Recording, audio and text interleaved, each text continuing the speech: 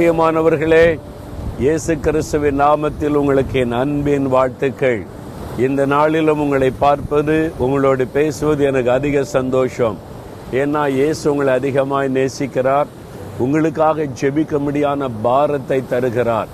இந்த walk with Jesus நிகழ்ச்சியை பார்க்கிற நீங்க எங்கிருந்தாலும், எந்த தேசத்தில் இருந்தாலும், உங்களுக்காக நான் ஆண்டவரிடத்திலே பிரார்த்தனை செய்கிறேன். இதை பார்க்கிற கேட்கிற மக்கள் ஆசீர்வதிக்கப்படணும், அவங்களுக்கெல்லாம் நீங்க அற்புதம் செய்து ஆசீர்வதிக்கணும் ஆண்டவரேன்னு நான் பிரார்த்தனை செய்கிறேன். கட்டாயம் நீங்க ஆசீர்வதிக்கப்படுவீங்க. என்ன ஆண்டவர் இயேசு உங்க மேல ரொம்ப அக்கறை உள்ள ஒரு தேவன். வேத புஸ்தகத்துல ஆதியாகமம் 15ஆம் அதிகாரம் 1ஆம் வசனத்துல ஆபிரகாம் என்ற ஒரு மனிதனுக்கு ஆண்டவர் தரிசனமாகி ஒரு வார்த்தை சொல்லுகிறார். ஆபிரகாமே, நீ பயப்படாதே, நான் உனக்கு கேடகமும் மகா பெரிய பலனுமாய் இருக்கிறேன் அப்படின்னு ஆண்டவர் சொல்றார். நீ பயப்படாத, நான் உனக்கு கேடகமா இருக்கிறேன், உனக்கு பலனாய் இருக்கிறேன்னு சொல்லுகிறார். ஏன் ஆண்டவர் திடீர்னு அப்படி சொல்லணும்? இந்த ஆபிரகாமை தேவன் அழைத்த போது அவர் கீழ்ப்படிந்து எல்லாவற்றையும் விட்டு இயேசுவை, அதாவது கர்த்தரை பின்பற்ற தன்னை அர்ப்பணித்து கொண்டார். ஆண்டவர் இருக்க சொன்ன இடத்துல இருந்தார். அங்க இருக்கிற மக்களுக்கு யாருக்கும் கடவுள் பயமே கிடையாது. இஷ்டப்படி பாவத்துல வாழ்றவங்க. இவர் மெய்யான ஆண்டவரை அறிந்து கொண்டதனால கர்த்தருக்கு பயந்து பரிசுத்தமான வாழ்க்கை வாழ்ந்தவர்.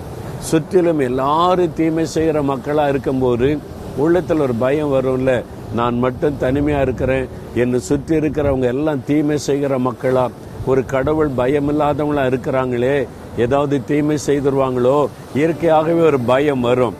நீங்க வேலை செய்யற இடத்துல, வசிக்கிற இடத்துல, பிசினஸ் செய்யற இடத்துல அது மாதிரி சூழ்நிலை உண்டாகும்ல. எல்லாரும் இப்படி இருக்கிறாங்க, நான் மட்டும்தான் ஆண்டவருக்கு பயந்து நடக்கிறேன், அவங்க ஏதாவது செய்திருவாங்களோ நீ பயம். அந்த ஆபிரகாமுக்குள்ள இந்த பயம் இருந்திருக்கணும்.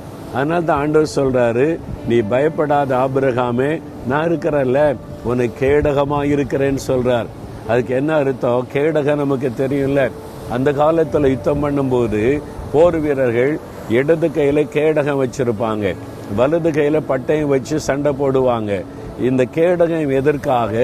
எதிரி தாக்கும் போது நாம் பாதிக்கப்படாமல் தடுப்பதற்காக.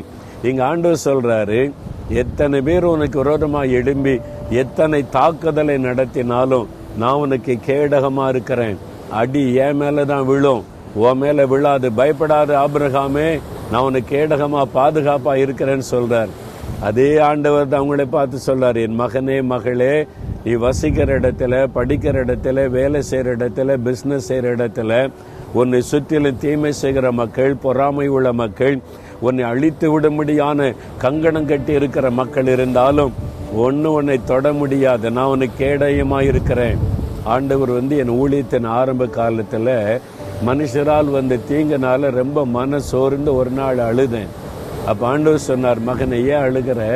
நீ பயப்படாத, இந்த உலகம் அப்படிதான், உலக மக்கள் அப்படிதான், பொறாமையினால விரோதமா பேசுவாங்க, தாக்குவாங்க, எல்லாம் பண்ணுவாங்க. ஆனா உன்னை சேதப்படுத்தாரு. நான் உனக்கு முன்னால் இருப்பேன். எதுவும் என்னை தாண்டி தான் உன்கிட்ட வர முடியும். அதனால நீ பயப்படாம தைரியமாறின்னு என்னை தைரியப்படுத்தினார். அதுல இருந்துதான் எனக்கு தைரியம். எனக்கு கேடகமாக ஆண்டவர் இருக்கிறார்.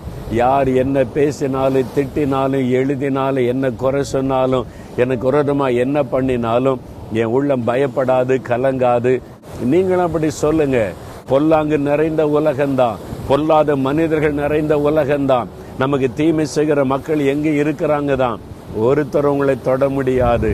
கர்த்தர் உங்களுக்கு கேடகமா இருக்கிறார். நீ பயப்படாத, நான் உனக்கு கேடகமா இருக்கிறேன்னு ஆண்டவர் சொல்லுகிறார். ஆண்டவரே, நீர் எனக்கு கேடகமா இருக்கிறீர், எனக்கு பாதுகாப்பா இருக்கிறீர், ஒன்றும் என்னை சேதப்படுத்த முடியாது.